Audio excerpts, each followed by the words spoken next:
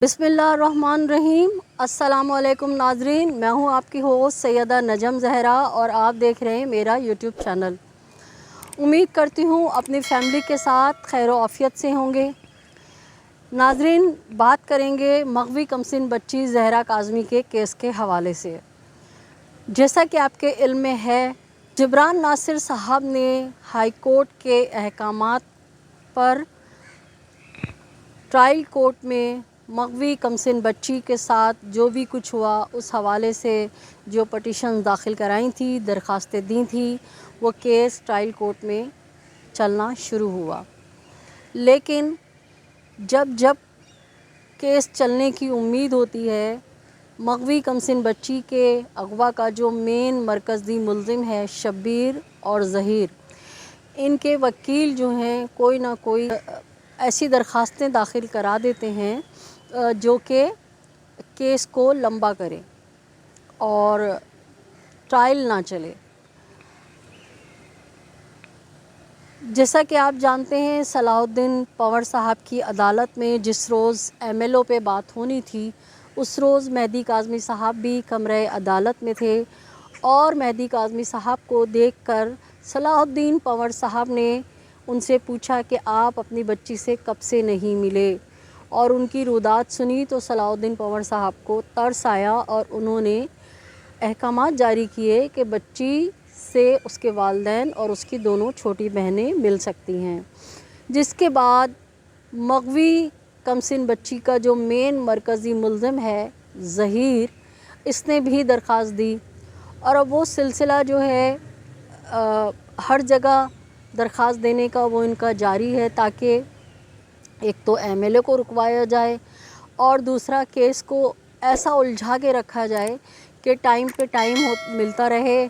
और मेहदी काज़मी थक हार के घर बैठ जाएं और जो उनके साथ लोग खड़े हैं वो भी आहिस्ता आहिस्ता उनका साथ छोड़ दें। इसी तरह का एक ड्रामा आपने देखा कि 1 नवंबर को रचाया गया। एक मेंटली डिसऑर्डर ख़ातून जो ख़ुद को माहिर नफ्सियात कहती है, उनको एक प्लानिंग के तहत महकमा सेहत ने जो है वो इस केस में अपॉइंट किया और उनको चाहिए था कि वो बच्ची की ज़हनी सतह को पढ़ती, उसको देखती, बजाय इसके उस ख़ातून ने अदालत में आके तमाशा रचाया। और ना सिर्फ तमाशा रचाया बल्कि हम सब ने अपने कानों से सुना कि वो किस तरह ज़ोर ज़ोर से ज़हीर से कह रही थी कि ज़हीर, मैं भी तुम्हारे साथ इंसाफ़ करवाऊंगी, अगर तुम्हारे साथ इंसाफ़ ना हुआ तो मैं अपनी नसें काट लूँगी। तो ज़रा सोचने की बात है कि एक माहिर नफ्सियात जिसे गवर्नमेंट की तरफ से एक इंतहाई अहम हाई प्रोफाइल केस में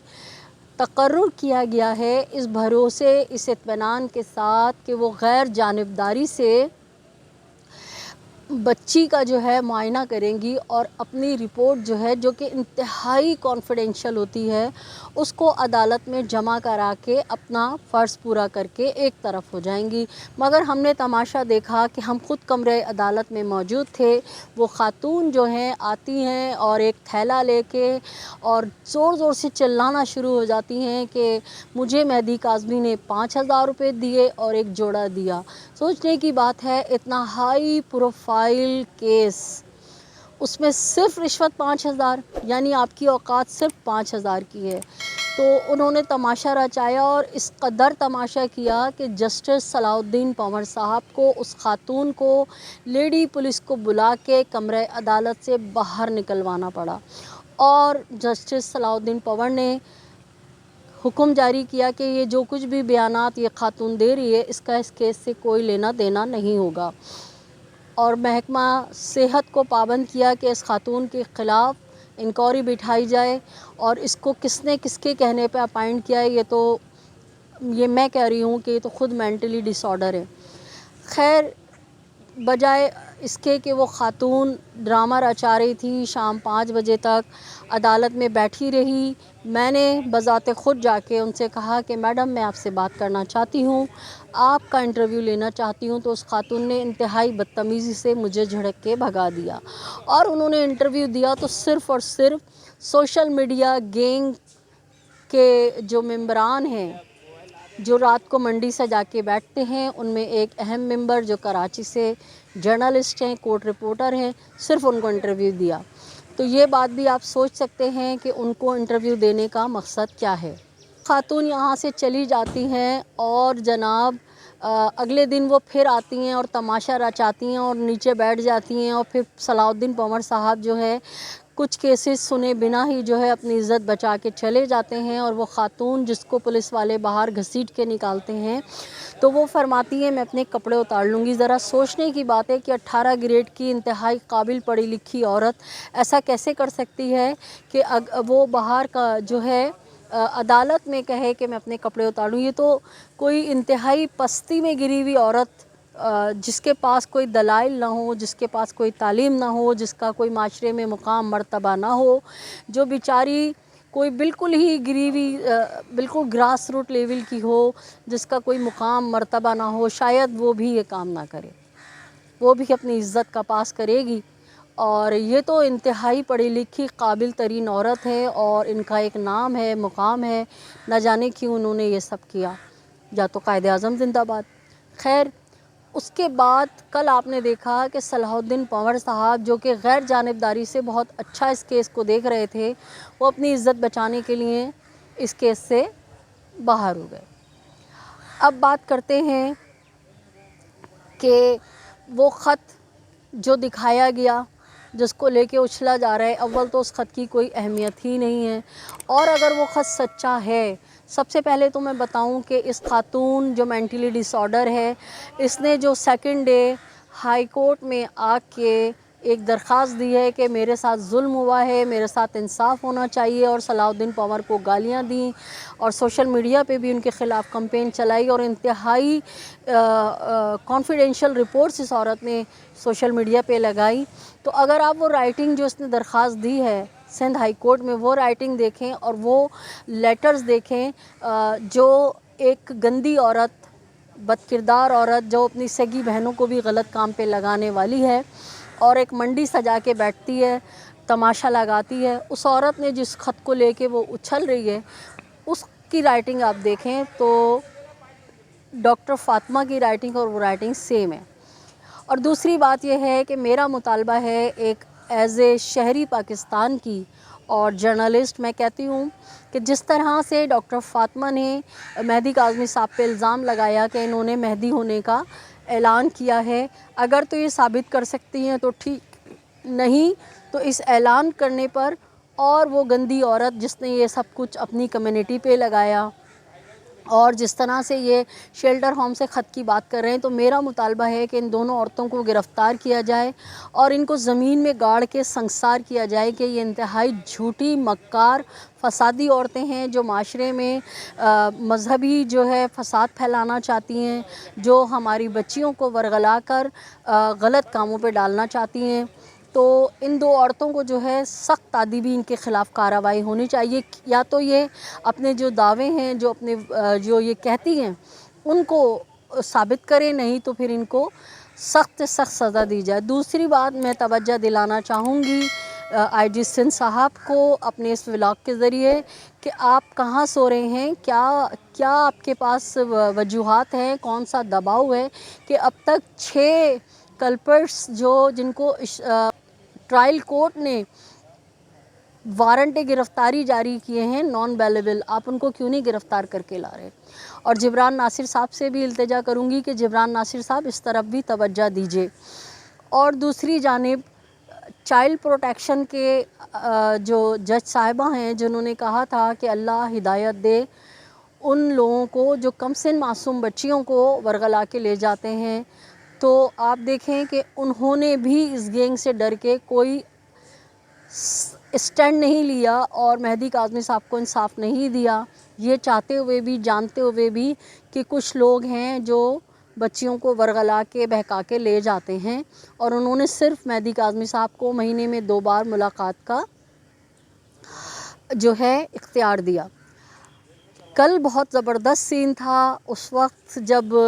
کمرہ عدالت میں ظہیر صاحب آئے ہیں بڑے سوٹڈ بوٹڈ تیار ہو کے، اور وہ سمجھ رہے تھے کہ صلاح الدین پنور جو ہیں وہ مجھے اجازت دیں گے اور میں سیدھا ہائی کورٹ سے چائلڈ پروٹیکشن جاؤں گا اور مغوی بچی کو جو ہے بلیک میل کروں گا، ڈراؤں گا، دھمکاؤں گا اور اس سے اپنے حق میں بیانات لوں گا، لیکن حسرت ان غنچوں پہ ہے جو بن کھلے ہی مرجھا گئے، اور کہنا چاہیے دل کے ارماں آنسوؤں میں بہہ گئے۔ تو کل بڑا زبردست سین تھا۔ بے شک صلاح الدین پنور صاحب نے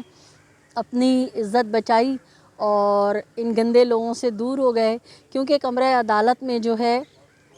ان کے ساتھ بدتمیزی کی گئی۔ لیکن مجھے شدید حیرت اس بات کی ہے کہ پہلے دن بھی اس عورت نے اتنی بدتمیزی کی اور سیکنڈ ڈے بھی کی، جسٹس صلاح الدین پنور نے اس عورت کو گرفتار کرنے کے احکامات کیوں نہیں دیے؟ کیا وجوہات تھی، کیا دباؤ ہے؟ تو اس سے مجھے پھر یہی اندازہ ہوتا ہے کہ یہ جو جج ہیں یہ بھی کہیں نہ کہیں اس پریشر کا شکار ہیں۔ یہ گینگ جو ہے انٹرنیشنل گینگ،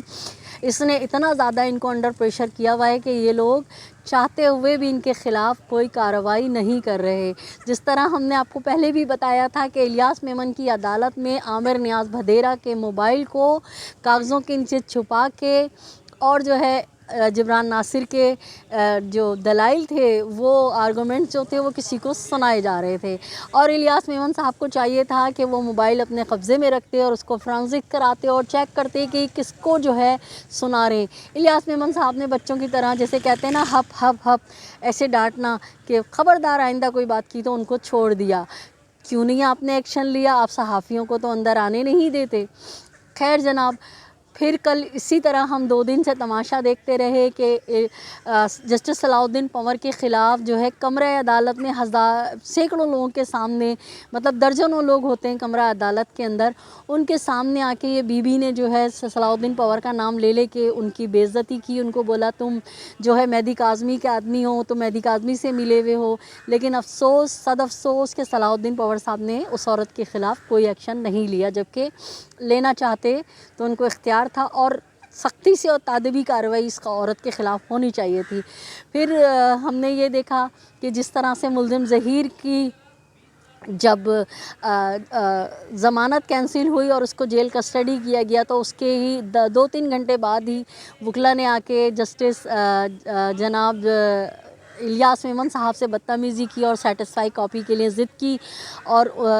صرف الیاس میمن صاحب نے کہا کہ تم کہاں سے قانون پڑھا ہے، کہاں سے پڑھا ہے تم نے کہ تمہیں نہیں پتہ کہ 48 گھنٹوں سے پہلے جو ہے ضمانت کی درخواست دوبارہ نہیں دی جا سکتی جب بندہ جیل جاتا ہے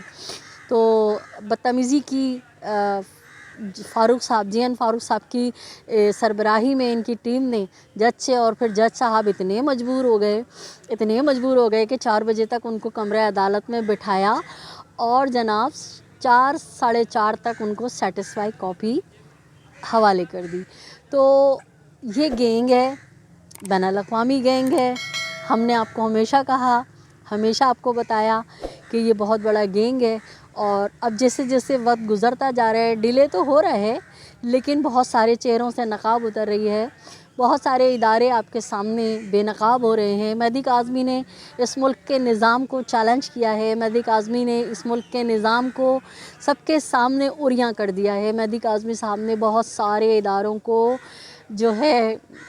بے نقاب کر دیا ہے، اور آپ دیکھیں کہ کتنی ڈھٹائی، کتنی بے شرمی سے ہماری سندھ پولیس جو ہے اب تک ہاتھ پہ ہاتھ رکھ کے بیٹھی ہے۔ ایک طرف آئی جی سندھ صاحب فرما رہے ہیں کہ ہم عدالت کے پابند ہیں، اور دوسری طرف عدالت نے 4 مرتبہ نان بیلیبل وارنٹ گرفتاری جاری کیے ہیں، لیکن ملزمان کو گرفتار نہیں کیا جا رہا۔ تو جناب یہی آپ سے باتیں کرنی تھی۔ اپنے کان، اپنے آنکھیں کھلی رکھیے، دیکھتے رہیے یہ گینگ جو ہے کتنا طاقتور ہے، لیکن ہمارا ایمان ہے کہ گینگ کتنا ہی طاقتور کیوں نہ ہو، اللہ کی قدرت، اللہ کی طاقت سے بڑی طاقت نہیں ہے۔ جب شداد، نمرود اور فرعون نہ رہے تو یہ زنیرہ گینگ کیا بیچتا ہے؟ ظہیر گینگ کیا بیچتا ہے. اللہ کی پکڑ میں بھی آئیں گے اور دنیا میں بھی ان کو ذلیل و خوار ہونا پڑے گا جس طرح سے یہ ہوتے جا رہے ہیں. میں آخری بار ایک بار اور یہ کہوں گی کہ جس طرح سے یہ دھڑلے سے کہہ رہی ہے خاتون کہ یہ خط جو ہے مغوی کمسن بچی نے بھیجا ہے، تو اس عورت کو گرفتار کر کے پوچھا جائے کہ تمہاری رسائی شیلٹر ہوم تک کیسے ہوئی، کس نے اس بچی کو پیپر پین دیے اتنے بڑے خط لکھنے کے لیے، اور کس نے یہ خط تم تک پہنچایا، یہ خط شیلٹر ہوم سے باہر کیسے آیا. کیونکہ ہم تو شیلٹر ہوم کی ساری سیکورٹی پہ ایک جا کے پوری مفصل رپورٹ اپنے ناظرین کو بیان کر چکے ہیں، اور ہماری وہاں کے پولیس والوں سے بات ہوئی تھی. تو جب ہم ایز اے جرنلسٹ ہماری رسائی نہیں ہے تو ان کی رسائی لاہور میں بیٹھ کے کراچی تک کیسے ہو گئی. تو ہمارے اداروں کو چاہیے اور جبران ناصر صاحب اور مہدی کاظمی صاحب کو چاہیے کہ اس نقطے کو اٹھائیں کہ اگر یہ خط وہاں سے ملا ہے تو تم تک کیسے پہنچا، اس کو کاغذ قلم کس نے دیا، یہ خط باہر کیسے آیا. تو جو بھی لوگوں کو اگر سچائی سے اس کی تحقیقات کریں تو معاملہ سامنے آ جائے گا. اور یہ جھوٹی عورت ہے، یہ شیلٹر ہوم والوں کو بھی متنازع بنا رہی ہے، اور اس کا انجام بہت برا ہوگا، وقت دکھائے گا. کیونکہ اس کے پاپوں کا گڑھا جو ہے وہ حلق تک، گردن تک بھر چکا ہے، اور بس اب اس کا آخری انجام ہے وہ دنیا دیکھے گی. ان کے ساتھ جو لوگ تھے وہ تو ساتھ چھوڑتے جا رہے ہیں، پوٹی ملک اور لسوڑی پسوڑی آپ کو نظر نہیں آ رہے ہوں گے. اور اب لے دے کے صرف اپنی جھیپ مٹانے کے لیے 2 بندے ان کے ساتھ نظر آتے ہیں، جس میں ایک کراچی کے رپورٹر ہیں جو کبھی بیچارے انڈیا پاکستان کی جنگ بنا دیتے ہیں اس کیس کو، اور کل وہ ڈالروں کی کہانی سنا رہے تھے. تو اب ان کے پاس بولنے کے لیے کچھ نہیں رہا. اور وہ جو ایک شرابی وکیل آ کے ان کے ساتھ بیٹھتا ہے جو خود کو کہتا تو سادات ہے مگر اس کی حرکتیں سادات والی نہیں ہیں، اور جس طرح بشریٰ شکیل نے بتایا کہ اس کا سادات سے کوئی تعلق نہیں ہے، وہ نان سادات ہیں اور ان سے فائدہ اٹھانے کے لیے وہ خود کو سادات کہلاتا ہے. لیکن کل وہ کہہ رہا تھا خدا نہ خواستہ بچی مر جائے گی. تم لوگ بچی کو مرنے پہ کیوں بضد ہو؟ کبھی کہتے ہو کہ وہ اپنی نس کاٹ لے گی، کبھی کہتے ہو کہ وہ خودکشی کر لے گی. اب وہ شیلٹر ہوم میں سیف موجود ہے تو تم کہہ رہے ہو وہ مر جائے گی. خدا کرے کہ تمہارے منہ پہ فالش پڑے، تمہارے منہوں پہ جو ہے عذاب نازل ہو خدا کا، اور تم اس بچی کی جان لینے پہ تلے ہو. گینگ کے نمائندوں، گینگ کے ورکروں، چند پیسے کی خاطر تم اس بچی کی جان لینے پہ بضد ہو. اللہ تمہیں غارت کرے اور کسی کتے کی آئی تمہیں آ جائے جو تم اس بچی پہ. اللہ مہدی کاظمی کی جوان جہان بچی کو سلامت رکھے، مہدی کاظمی کو، سائمہ بھابھی کو اس بچی کی خوشیاں دکھائے کہ وہ اپنی سرپرستی میں اس بچی کے ہاتھ پیلے کریں اور اس کی خوشیاں دیکھیں. تو ناظرین یہ سب تھی آج کی بات، اور امید کرتی ہوں کہ میرے جو چند پوائنٹس میں نے آپ کے گوش گزار کیے ہوں گے آپ اس سے متفق ہوں گے. میرے وہ نئے لسنرز، وہ نئے دیکھنے والے جنہوں نے میرا چینل ابھی تک سبسکرائب نہیں کیا ہے، ان سے گزارش ہے کہ میرے چینل کو سبسکرائب کیجئے، لائک کیجئے، کمنٹ کیجئے اور شیئر کیجئے. اپنے اطراف میں بسنے والوں کا بہت سا خیال رکھیے گا. خوشیاں بانٹیے، خوشیاں سمیٹیے، شاد و آباد رہیے، مظلوم کا ساتھ دیجیے، ظالم سے نفرت کیجیے. اللہ نگہبان، پاکستان زندہ باد.